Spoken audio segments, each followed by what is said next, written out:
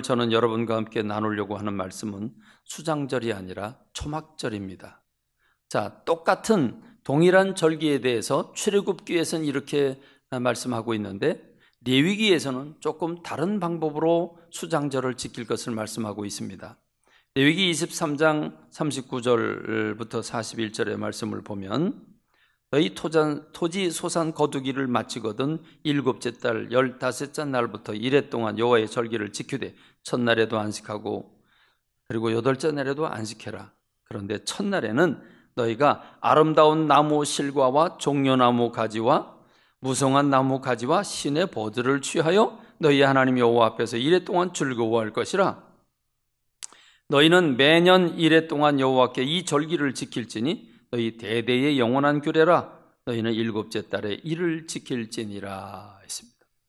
그러니까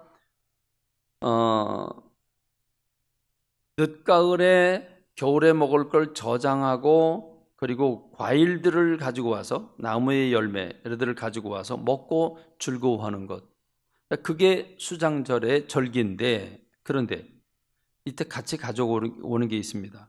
너희가 첫날에 가져올 때 아름다운 나무의 실과, 그건 마땅하겠죠. 뭐 사과, 배, 감, 대추 이런 걸 얘기하겠죠. 그리고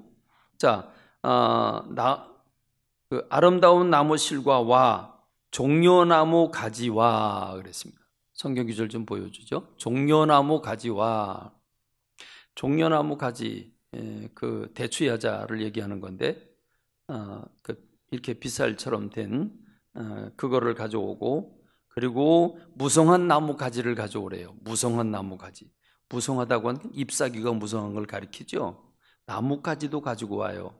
가지를 잘라서 가져오는데 잎사귀가 많아야 돼요. 그리고 신의 버들을 취해서 가지고 와라. 아니, 왜 나무 가지는 뭐로 가지고 와요? 나무 열매를 가져오는 건 이해가 돼요, 그렇죠? 사과, 배, 과일 이런 거 갖고 오는 건 이해가 되는데 종려나무의 가지, 무성한 나무의 가지, 신의 버들을 취하여 가지고 와라 라고 말씀을 하십니다. 왜 가지고 오라고 하는 걸까요? 42절로 43절의 말씀을 보면 너희는 이래 동안 초막에 거주하되, 초막에 거주하되, 이스라엘에서 난 자는 다 초막에 거주할지니 이는 내가 이스라엘 자손을 애굽 땅에서 인도해 내던 때에 초막에 거주하게 한 줄을 너희 대대로 알게 함이라. 나는 너희 하나님 여호와다. 자, 초막이라고 하는 게 뭐냐면 글자 그대로 풀로 만든 막입니다. 정글의 법칙에서 보면 새로운 무인도에 가가지고 아무것도 없는데 거기서 잠자리 만들어야 되고 거기서 먹거리를 찾아야 돼요. 그걸 떠올리시면 돼요. 그러니까 이렇게 그 종려나무 가지처럼 이렇게 그 바나나 잎이나 또는 빗살된 두꺼운 그런 것들을 구해서 건져놓고 그 위에다가 잎사귀가 무성한 것들을 겹겹이 올려놓음으로써 지붕 형태를 만들어 놓고 그 속에 들어가서 이제 잠도 자고 그러는 거죠. 그걸 초막이라고 그러는 겁니다. 그러니까 나무가지들을 잘라다가 그것으로 잎사귀를 덮어서 만드는 초막입니다. 여러분, 그 초막에서 일주일 동안 살라는 거죠. 그게 초막절입니다. 그래서 6월절이나 맥주절의 때는 안 하는데 수장절, 겨울에 먹을 걸 저장해 놓고 난 그 수장절을 지킬 때에는 초막절을 동시에 지켜야 됩니다. 수장절을 또 다른 이름으로 하면 초막절이 됩니다. 초막절이란 초막을 만들어 놓고 초막에 들어가서 일주일 동안 사는 것을 가리킵니다. 자, 여러분, 그러면 왜 그랬을까요? 왜 하나님은 초막절을 지키게 했을까요? 그럼 여러분, 그 초막에서 일주일 동안 살면 어떻게 될까요? 얼마나 편안할까요? 편안하긴 뭐가 편안해요, 그렇죠? 불편하지요. 벌레들 기어 나올 거고 잠자리가 크게 뭐 똑바로 만들어져 있습니까? 아니잖아요. 딱딱하지요. 거기 돌멩이들도 있겠죠. 그리고 그들이 더위를 제대로 피할 수 있겠습니까? 추위를 피할 수 있겠습니까? 초막을 만들어 놓고 그 속에서 하루 이틀이라면 그냥 견디겠는데 일주일 동안 산다는 게 결코 쉬운 일이 아니죠. 그러니까 거기서 먹는 것도, 자, 지금까지 집에서 그저 불 붙여서 쫙 그냥 만들면 되는데 여러분, 초막에 가니까 어떻게 만들어야 돼요? 불을 피워가지고 다 만들어서, 그럼 물이 제대로 있습니까? 얼마나 불편하겠습니까? 먹는 거, 입는 거, 씻는 거 엄청나게 불편하죠. 뭐 하라는 겁니까? 너희 선조들이 하나님께서 종살이하던 너희 선조들을 하나님의 방법으로 해방시켜 주셔서 광야에서 40년이라고 하는 세월을 거쳤다. 그거 기억해라. 그거 기억해라. 너희들 직접 이렇게 벽돌집에서 살다가 따뜻한 집에서 살다가 초막 쪄놓고 초막 안에 사니까 얼마나 불편하냐. 그래, 바로 그거다. 이스라엘 백성들이 광야 40년 동안 얼마나 고생하고 얼마나 힘들었는지, 뭘 먹었는지, 뭘 입었는지, 그들이 어떻게 추위를 피하고 더위를 피했는지 그거 생각해봐라. 야, 그러니까 여러분 초막 만들어 놓고 그 속에서 뭘 얘기하겠습니까? 야, 우리 선조들이 어떻게 40년을 초막에서 살았지? 어떻게 40년을 광야에서 헤매고 살았지? 뭘 먹었어? 농사 어떻게 졌어? 하나님이 자고 나면 가르치는 거죠. 부모가 자고 나면 이슬이 내리는 것처럼 먹을 걸 내려주셔서 그걸 모아다가 빻기도 하고 굽기도 하고 삶기도 하고 그래서 만나를 만들어 먹었다. 하나님이 먹이셨구나. 낮에 그 뜨거울 때 태양이 자결할 때 인간의 한계 능력은 3일이라고 했는데 거기서 어떻게 40년을 버텼을까? 하나님이 낮에는 구름 기둥으로 그늘을 만들어 주시고 밤에는 사막이나 광야가 추운데 하나님이 불을 보내주셔서 불기둥으로 그들을 따뜻하게 해주셨다. 기가 막힌 하나님의 은혜구나. 신발이 떨어지지 아니하고 옷이 헤어지질 않았다. 세상에 그런 옷이 어디 있습니까? 그런 신발이 어디 있습니까? 그게 하나님이 우리의 선조들을 돌보신 방법이었다. 여러분 이렇게 그 초막에서 살면서 우리의 선조들이 광야에서 어떤 삶을 살았는가, 하나님이 무엇을 공급하시고 무엇을 인도하시고 보호하시고 허락해 주셨는가, 그걸 떠올리면서 실질적인 교훈을 얻게 되는 겁니다. 그러셨구나. 하나님 이런 것들을 우리 선조들에게 베풀어 주셨구나. 그러고 보니까 지금 우리가 사는 모습이 어때요? 우리가 먹는 거, 입는 거, 우리가 살아가는 거, 내가 생명을 보존하는 것, 내가 하고 싶은 일을 하는 것 다 하나님의 은혜 속에서 사는구나 하는 것을 이 초막에 가서 고생을 하면서 거기서 깨닫게 되는 것이 바로 감사와 하나님의 은혜와 감격을 발견하게 되는 겁니다. 그렇습니다. 여러분, 이 광야 40년을 돌아보게 하는 말씀이 바로 신명기 1장에 나와 있죠. 신명기 1장에 보면 신명기 1장입니다. 신명기 1장이면 신명기가 어떤 책인지 한번 떠올려 보세요. 신명기는 창세기, 출애굽기, 레위기, 민수기하고 또 다른 책입니다. 신명기는 똑같은 배경을 가진 것 같지만 전혀 다릅니다. 자, 조금 전에 말씀드린 출애굽기나 레위기에 나오는 초막절을 어떻게 지켜라고 말씀하신 것은 출애굽하고 시내산에 와서 오는 데까지 3개월 걸리고 그리고 거기서 1년 넘도록 훈련을 받고 근 2년 가까워서 그들이 이제 성막도 만들고 율법도 훈련받고 하나님의 백성들로 훈련받고 언약의 백성들이 된 다음에 하나님이 나팔 소리와 함께 젖과 꿀이는 땅에서 출발 명령이 내리고 그래서 10하루 동안 광야를 거쳐서 그들이 그 목적지인 가데스 바네아에 도착을 합니다. 그 도착을 하는 데까지 10하루밖에 안 걸리는데, 근데 신명기 1장은 그 10하루 걸려서 도착을 해서 그 가데스 바네아에서 어떤 일이 벌어졌는가, 그걸 되돌이키게 하는 겁니다. 신명기는 누가 지금 이 설교를 받고 있는가? 신명기는 출애굽 2세들이 받고 있다. 그럼 출애굽한 60만 대군, 출애굽한 사람들은 다 어디 갔나? 40년 동안 광야에서 다 죽어졌다. 그들은 광야에 다 묻혔고 지금 이 신명기의 설교를 받고 있는, 모세의 설교를 받고 있는 이스라엘 백성들은 그 자녀 세대다. 2세대다. 1세대는 다 사라졌고 지금 2세대가 이 말씀을 받고 있다. 그러니까 40년이 지난 시점입니다. 출애굽기, 레위기, 이 레위기보다는 40년이 지난 시점입니다. 40년 지나서 부모 세대가 다 광야에서 죽고 장사 지내고 그리고 이 세대들에게 요단강을 건너기만 하면 되는 이 시점에서 모세가 설교를 하고 있는데 40년 전에 어떤 일이 있었지? 40년 전. 자, 이렇게 열 하루 만에 목적지 도착을 했는데 하나님께서 준비시키셨으니까 들어가라 라고 명령했지만 너희들은 정탐꾼을 보내서 살펴보고 난 다음에 가도 늦지 않지 않습니까? 그래서 내가 좋게 여겨서 그렇게 하라고 했는데 너희들이 가서 보고 낙담을 하고 통곡하고 원망하고 불평하고 그리고 새로운 장관 뽑아서 애굽으로 돌아가자. 그 돌을 들어서 나를 치료할 때 그때 하나님 나타나셔서 그 불신하고 원망하고 불평하는 백성들에게 뒤로 돌게 하시고 40년을 돌게 하셨다. 그 40년 동안 너희 부모가 다 죽어지지 않았는가?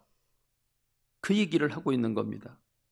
그 40년 동안 하나님이 어떻게 행하셨는지 생각해 봐라. 그게 오늘 신명기의 말씀인데 신명기 1장 19절에 보면 우리 하나님 여호와께서 우리에게 명령하신 대로 우리가 호렙산을 떠나 너희가 보았던 그 크고 두려운 광야를 지나 아모리 족속의 산지길로 가데스 바네아에게 이른 때에 이러이러한 일이 있었다. 그러면서 모세는 이렇게 얘기를 합니다. 신명기 1장 29절에 내가 너에게 말하기를 그들을 무서워하지 말라 두려워하지 말라 너희보다 먼저 가시는 너희 하나님 여호와께서 애굽에서 너희를 위하여 너희 목전에서 모든 일을 행하신 것 같이 이제도 너희를 위하여 싸우실 것이며 광야에서도 너희가 당하였거니와 사람이 자기의 아들을 낳는 것 같이 너희 하나님 여호와께서 너희가 걸어온 길에서 너희를 안으사 이곳까지 이르게 하셨느니라 하나 이 일에 너희가 너희 하나님 여호와를 믿지 않았도다. 그는 너희보다 먼저 그 길을 가시며 장막 칠 곳을 찾으시고 밤에는 불로 낮에는 구름으로 너희가 갈 길을 지시하시는 자이시니라. 자, 40년 전에 있었던 일을 돌이키면서 주님이 이 모세가 지금 말씀하는 게 뭡니까? 자, 하나님은 어떤 하나님이냐?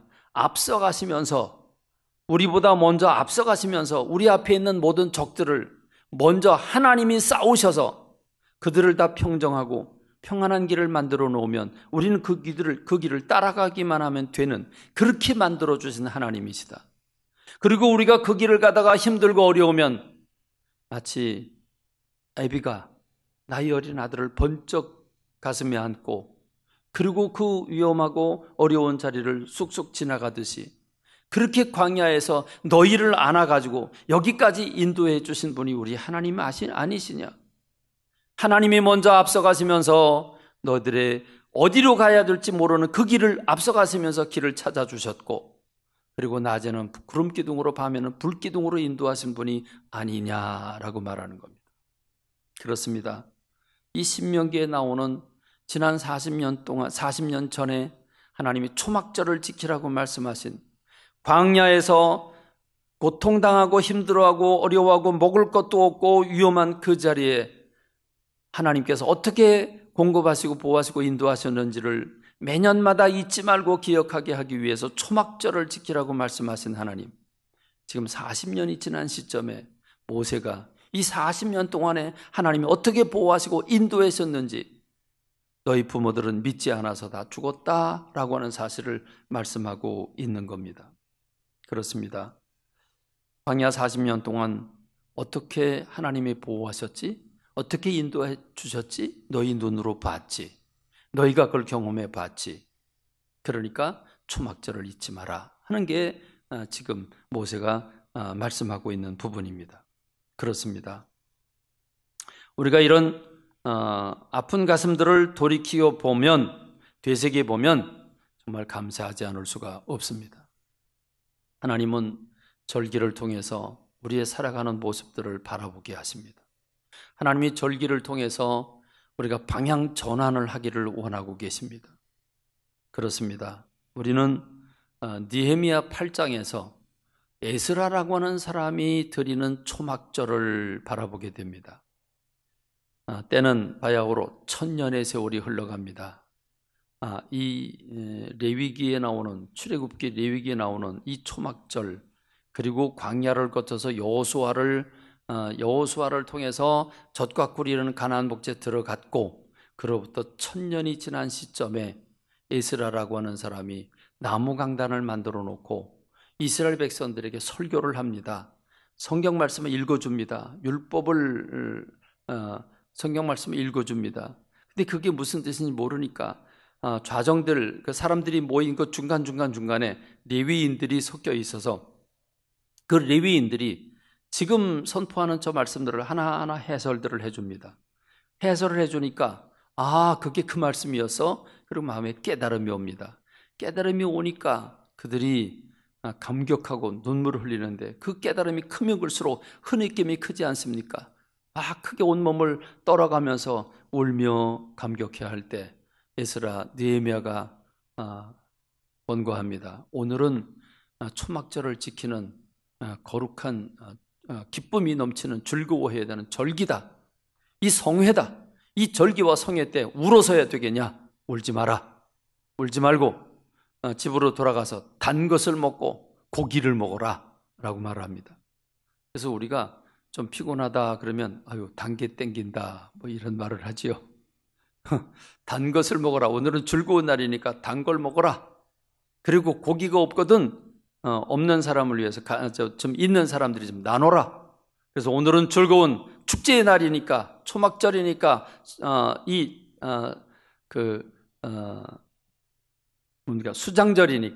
수장절이니까 오늘은 즐거워하는 날이다. 그래서 집으로 돌아가서 그렇게 단 것을 먹고 고기를 먹게 만들어 놓습니다. 그리고 그 다음 날 다시 모입니다. 모여서 자, 하나님께서 이 초막절을 지키게 하셨으니 우리도 초막을 만들자. 그래서 초막을 만듭니다. 그게 느헤미야 8장 13절로 뒤에 나오는 말씀들입니다. 초막을 만드는 얘기가 나오고 있죠. 그 초막을 이렇게 만들어요. 백성이 이에 나가서 나뭇가지를 가져다가 혹은 지붕 위에 혹은 뜰 안에 혹은 하나님의 전뜰에 혹은 수문 광장에 혹은 에브라임 문 광장에 초막을 짓되 사로잡혔다가 돌아온 회중이 다 초막을 짓고 그 안에 거하니 눈의 아들 여호수아 때로부터 그날까지 이스라엘 자손이 이같이 행한 일이 없었으므로 이에 크게 기뻐하며 에스라는 첫날부터 끝날까지 날마다 하나님의 율법책을 낭독하고 무리가 이레 동안 절기를 지키고 여덟째 날에 규례를 따라 성회를 열었느니라 그럽니다. 여러분, 이게 무슨 말입니까? 여호수아로부터 지금까지 이런 초막절을 지킨 일이 없었다? 아닙니다. 성경에 보면 중간중간에 초막절을 지켰다는 기록을 여러 곳에서 찾아볼 수 있습니다. 무슨 말입니까? 이렇게 감동적이고 이렇게 감격하면서 초막절 절기, 수장절 절기를 지킨 적이 없었다 그 뜻입니다. 그러니까 그동안에는 어떻게 드렸다고요? 형식적으로 습관적으로 드렸는데 이때는 정말 깨닫고 정말 감격하면서 흐느껴 울면서 하나님 앞에 초막절 예배를 드렸다는 겁니다. 왜 이렇게 됐을까요? 지난 1000년 동안 여호수아를 통해서 가나안 땅에 들어갔어요. 땅을 분배하고 나눠줬어요. 그리고 400년 동안 사사시대가 오는데 여호수아 다음 시대 사람들은 하나님을 몰랐고 하나님을 버리고 우상숭배하고 세상 사람하고 똑같이 사니 여러분 그 나라가 어떻게 됐겠습니까? 그러다가 사무엘을 통해서 왕정시대가 도래하고 그리고 사울왕 솔로몬 다윗을 뽑고 왕으로 세우고 나라를 이어가지만 몇 명의 왕들은 하나님의 뜻대로 살려고 몸부림쳤지만 대부분의 왕들은 하나님을 버리고 우상숭배를 합니다. 그럼 그때마다 하나님께서 그들을 징계의 채찍을 내리셔서 깨닫게 하시는데 그래도 깨닫지를 못합니다. 그러니까 급기야 이스라엘이라고 하는 나라는 북쪽 올라간 이스라엘은 아수르에 의해서 멸망을 당하고 포로로 끌려가고 남방 유다는 130년 뒤에 바벨론에 의해서 완전히 예루살렘 성과 성전이 파괴가 되고 그리고 끌려가서 70년 동안 종살이를 하고 페르시아 왕 고레스에 의해서 은혜를 받고 그들이 돌아오잖아요. 고국으로 돌아와서 지금 첫 번째 초막절을 지키는 겁니다. 에스라를 통해서 나무 강단을 만들어 놓고 오늘 우리의 강대상을 만들어 놓고 그러고 설교를 하고 레위인들이 중간중간에 서서 그걸 깨우쳐주고 깨달음을 얻습니다. 왜 깨달음이 컸죠? 매 맞고 나니까. 70년 종살이를 하고 나니까 그제서야 아하, 하나님이 이렇게 우리 선조들에게 은혜를 베풀어 주셨고 이렇게 사랑해 주셨고 공급하고 보호해 주셨는데 우리가 그걸 버리고 그래서 이 매를 맞았구나. 이 매를 맞고 나서 그 고통, 지난 70년 생활을 생각해 보니까 막 벅벅 쳐오르는 거지요. 하나님의 사랑을 깨닫고 하나님의 은혜를 깨닫고 보니까 얼마나 감격이 얼마나 감사합니까?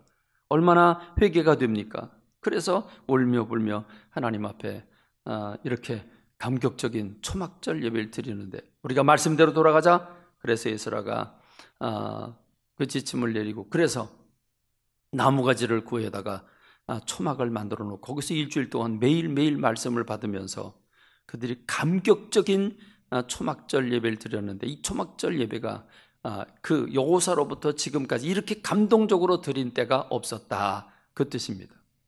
오늘 저와 여러분들에게도 이 초막절, 이런 감동적인 초막절 예배가 드려지길 주님의 이름으로 축원합니다. 축원합니다. 오늘 말씀의 제목입니다. 우리는 어떤 초막절을 지내야 될까요? 우리는 스가랴의 초막절을 지내야 합니다. 스가랴라고 하는 사람은 말라기 바로 전이 스가랴죠. 그 다음에 마태복음입니다. 그러니까 구약시대의 가장 마지막 부분에서 선포한 선지자가 그 스가랴인데 이 스가랴라고 하는 선지자가 선포한 내용이 이렇습니다. 오늘 우리가 본문 읽었으니까 제가 핵심만 말씀드리면 스가랴 14장 16절에 보면 예루살렘을 치러 왔던 이방 나라들 중에 남은 자가 해마다 올라와서 그 왕 만군의 여호와께 경배하며 초막절을 지킬 것이다. 20절에 보면 그날에는 말 방울에까지 여호와께 성결이라 기록될 것이다. 여호와의 전에 있는 모든 소치 제단 앞 주발과 다름이 없을 것이니 예루살렘과 유다의 모든 소치 만군의 여호와의 성물이 될 것이다. 제사 드리는 자가 와서 이 솥을 가져다가 그것으로 고기를 삶으리니 그날에는 만군의 여호와의 전에 가나안 사람이 다시 있지 아니하리라. 무슨 말입니까? 스가랴가 이 말씀을 선포할 때에는 이스라엘이라고 하는 나라 외에는 하나님을 믿는 나라가 단 한 개도 없었습니다. 그런데 스가랴가 지나가고 말라기가 지나가고 신구약 중간사가 지나간 다음에 400년, 500년이 지나간 다음에 예수 그리스도가 이 땅에 오셨고 예수 그리스도를 통해서 만천하의 복음이 제자들을 통해서 선포됐습니다. 그리고 오늘 저와 여러분들이 전 세계에 흩어진 모든 크리스찬들이 추수감사절을 지킵니다. 전 세계에 흩어진 모든 크리스찬들이 전 세계에서 각자 그들의 교회에서 하나님을 향해 마음을 활짝 열고 강단을 장식하면서 이 추수감사절, 이 수장절, 이 초막절을 지키게 되는 줄로 믿습니다. 그렇습니다. 오늘 우리는 스가랴가 말한 이방 사람들이 주님 앞에 올려드리는 초막절을 지키고 있습니다. 전 세계 사람들이 이스라엘 땅을 밟으면서 그 성전들을 밟고 예루살렘의 터전들을 밟으면서 성지를 순례하고 그리고 감격해하고 거기서 은혜를 찾고 그리고 전 세계에 흩어진 하나님의 사람들이 수십억이 되는 사람들이 오늘도 이 추수감사절 절기를 통해 하나님 앞에 드려지고 있으니 스가랴의 그 초막절이 우리들에게서 완성되는 것 아니겠습니까? 오늘 저와 여러분들이 오늘 살아계신 하나님 앞에 정말 감격적으로 드리는 추수감사가 되기를 바랍니다. 형식적으로 습관적으로 삶 속에 현실 속에 빠져서 현실을 바라보다가 아파하고 괴로워하는 가운데 하나님을 찾는 일이 게을러지고 나약해지지 아니하도록 오늘 하나님 앞에서 이 스가랴의 초막절이 우리들 가운데 성취되는 역사가 있기를 주님의 이름으로 축원합니다.